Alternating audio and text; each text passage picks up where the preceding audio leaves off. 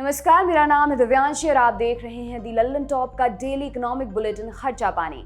आज खर्चा पानी में हम बात करेंगे बाबा रामदेव की रुचि सोया का नाम बदलकर पतंजलि फूड्स करने के पीछे की रणनीति की। साथ ही ये भी जानेंगे कि रोजमर्रा की खाने पीने की चीजों के कारोबार को लेकर बाबा रामदेव की क्या प्लानिंग है और इसका एफएमसीजी सेक्टर पर क्या असर होगा। रुचि सोया के शेयरों में आगे तेजी आएगी या फिर मंदी। इसके अलावा यह भी जानेंगे कि बाबा रामदेव एचयूएल को पीछे छोड़कर एफएमसीजी सेक्टर के किंग कब तक बनेंगे, अभी इंतजार इसका करना होगा। साथ ही एक्सपर्ट के जरिए समझने की कोशिश करेंगे कि आने वाले दिनों में पतंजलि ग्रुप कैसे अदानी विल्मर, आईटीसी, डाबर और मेरिको के लिए खतरे की घंटी बन सकता है।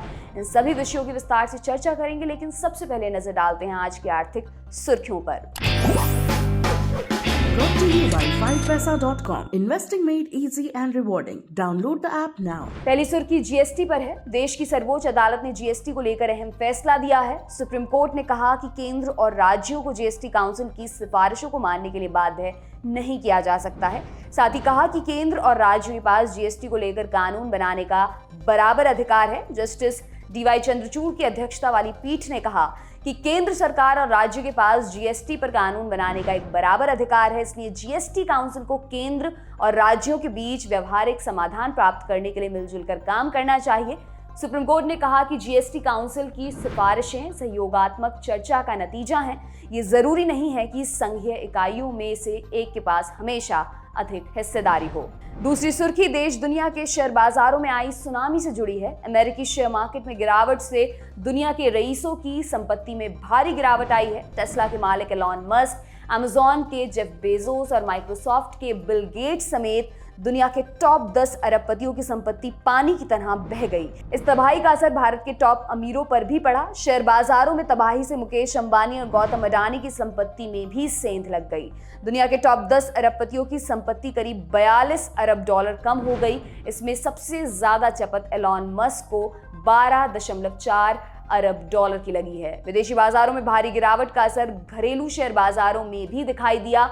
बुधवार 19 मई को बॉम्बे स्टॉक एक्सचेंज का संवेदी सूचकांक सेंसेक्स 1416 अंक गिरकर 52,792.23 पर बंद हुआ। इसी तरह निफ्टी भी करीब 430 अंक फिसलकर 15,809.40 पर बंद हुआ। सुर्खियों के बाद अब लौटते हैं आज के मुख्य मुद्दे पर। योग गुरु बाबा रामदेव की कंपनी रुचि सोया इंडस्ट्रीज लिमिटेड ने अपना नाम बदलकर पतंजलि फूड्स लिमिटेड करने का फैसला किया है। अब पतंजलि फूड्स पतंजलि आयुर्वेद लिमिटेड के फूड रिटेल बिजनेस को भी संभालेगी। पतंजलि फूड्स पतंजलि आयुर्वेद कंपनी के उत्पादों की मैन्युफैक्चरिंग, पैकेजिंग, लेबलिंग और रिटेल ट्रेडिंग का काम भी करेगी। इन बदलावों से साफ है कि बाबा रामदेव हर हाल में पतंजलि को देश की नंबर 1 एफएमसीजी कंपनी के तौर पर देखना चाहते हैं। ये उनका विजन है। बाबा रामदेव इसी साल मार्च में प्रेस कॉन्फ्रेंस कर अपना इरादा भी जता चुके हैं। बाबा रामदेव ने संवाददाता सम्मेलन में कहा था कि पतंजलि आयुर्वेद समूह और उसकी सहायक कंपनी रुचि सोया का संयुक्त सालाना कारोबार लगभग 35,000 करोड़ रुपए है और हमने अगले 5 वर्षों में पतंजलि आयुर्वेद और रुचि सोया को भारत की सबसे बड़ी खाद्य और एफएमसीजी कंपनी बनाने का लक्ष्य रखा है। उन्होंने दावा किया है कि पतंजलि आयुर्वेद देश की दूसरी सबसे बड़ी खाद्य और एफएमसीजी कंपनी है। आने वाले दिनों में रुचि सोया का नाम बदलकर पतंजलि फूड्स करने की पीछे क्या वजहें हैं, आइए इस बारे में एक्सपर्ट की राय सुनते हैं। देखिए, बाबा रामदेव ने अभी जो डील की है रुचि सोया के साथ, जो अभी पतंजलि फूड्स के नाम से जानी जाएगी, उन्होंने उनका जो एफएमसीजी बिजनेस है, यानी खाने पीने की जो चीजें वो डिवीजन जो बनाती है, वो उन्होंने रुचि सोया यानी पतंजलि फूड्स को ट्रांसफर किए और उसमें डील ऐसा है कि उन्होंने 690 करोड़ में ये डिवीजन रुचि सोया को ट्रांसफर कर दिए।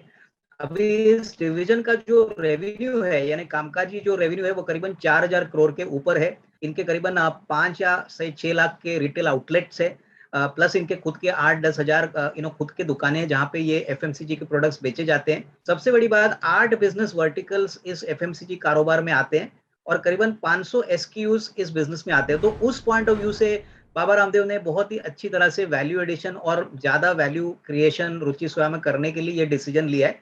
अगर हम वैल्यूएशन की बात करें तो मुझे लग रहा है कि देखिए, जो 4,000 करोड़ का धंधा है उसमें करीबन मोटा मोटी अगले साल दैट इज FY23 के लिए हमको लग रहा है कि करीबन 2300 करोड़ का मुनाफा रुचि सोया कमाएगा, तो उसके हिसाब से ये deal enterprise value to EBITDA जो नॉर्मल एनालिस्ट देखते हैं वो काफी रीजनेबल है।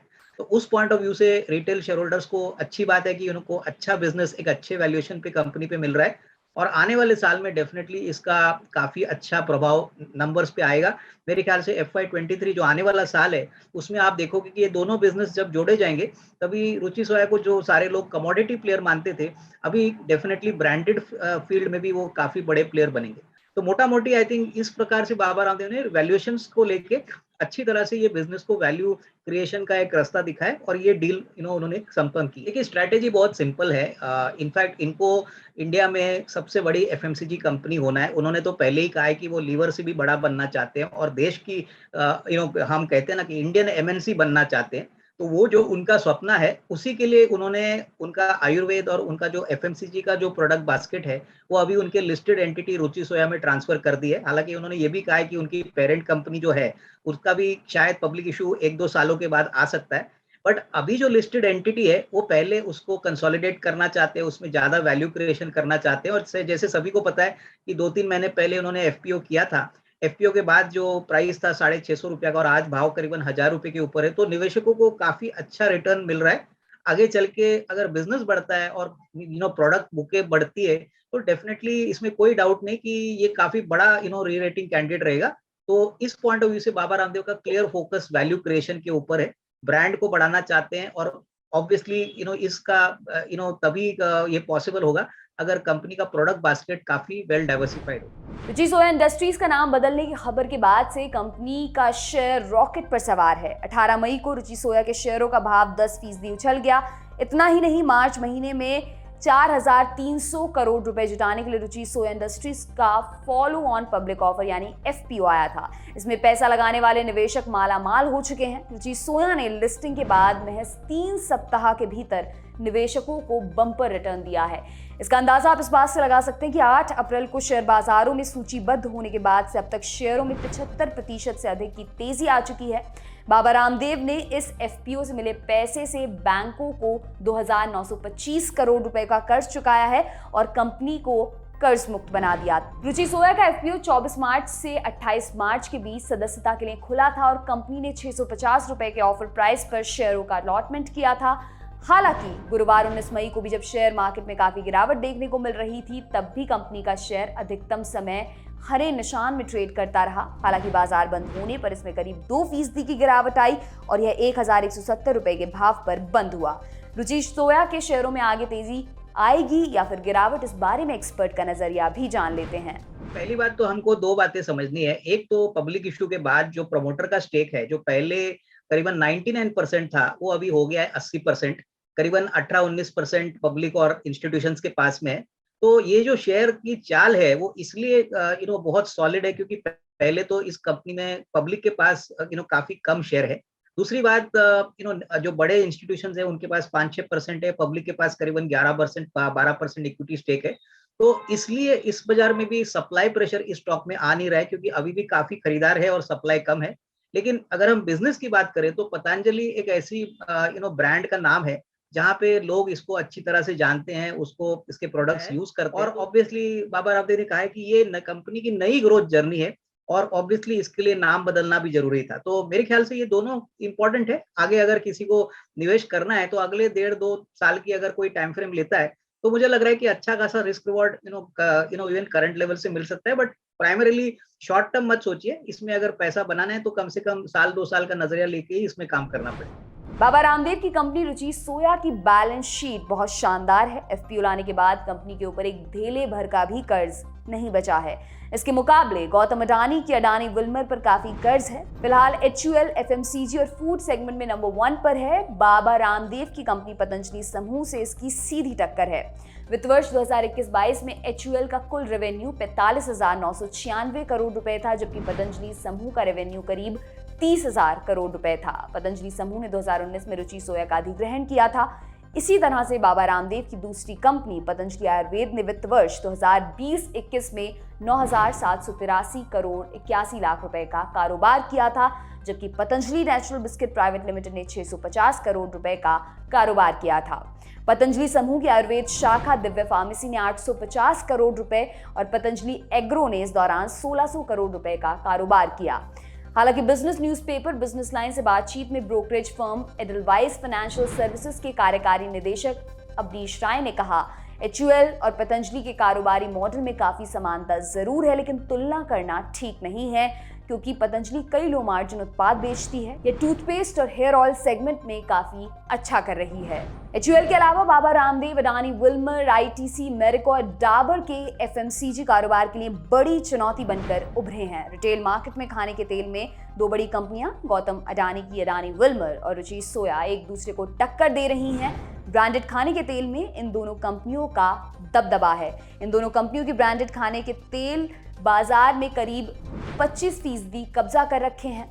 अडानी विल्मर फॉर्चून ब्रांड नाम से खाने का तेल बेचती है। इसी तरह कुकिंग ऑयल में मेरिको की भी अच्छी खासी हिस्सेदारी है। मेरिको सफोला ब्रांड नाम से खाने के तेल के कारोबार में है। बाबा रामदेव का FMCG सेक्टर को लेकर क्या प्लान है और इसका इस सेक्टर पर क्या असर होगा, आइए आज के एक्सपर्ट से इसे भी समझते हैं।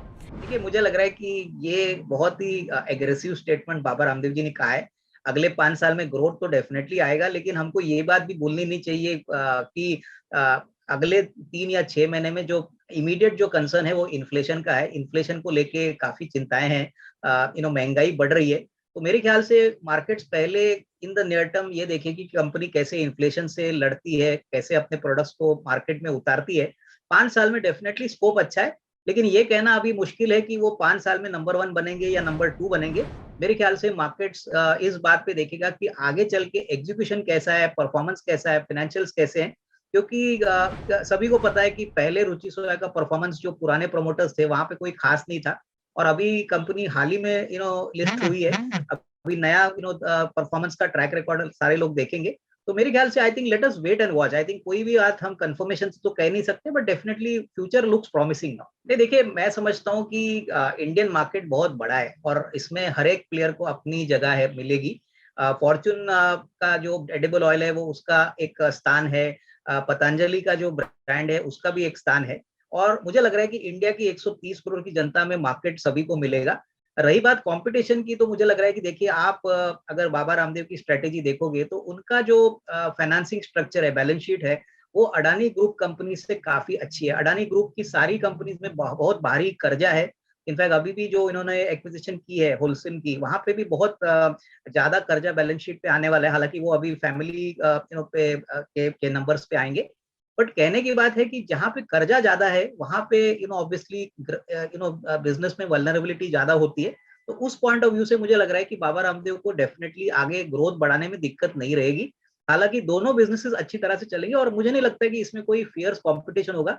दोनों मार्केट में सर्वाइव करेंगे और दोनों अच्छी तरह से कमाने की क्षमता रखते हैं। देखिए, मुझे लग रहा है कि ITC, मेरिको, उसके बाद डाबर, ये ऐसी कंपनीज है जहां पे इन कंपनीज को अभी आगे चल के थोड़ा सा परेशान होने का समय आ गया है, क्योंकि जिस प्रकार से प्रोडक्ट लॉन्चेस बाबा रामदेव जी कर रहे हैं पतंजलि के ब्रांड के अंडर, कहीं ना कहीं इनका जो स्ट्रेटेजी है वैल्यू फॉर मनी का है।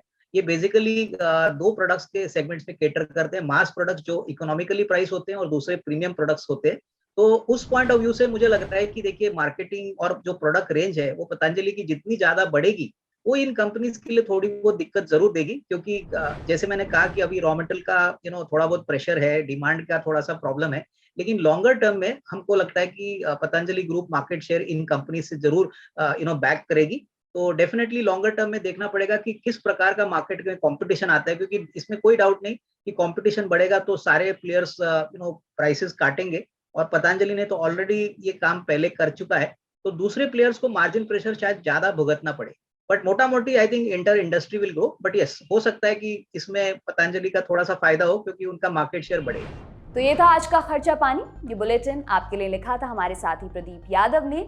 आप अपनी राय इस एपिसोड को लेकर कमेंट बॉक्स में जरूर दें। अगले एपिसोड तक अपना खूब ख्याल भी रखें। शुक्रिया।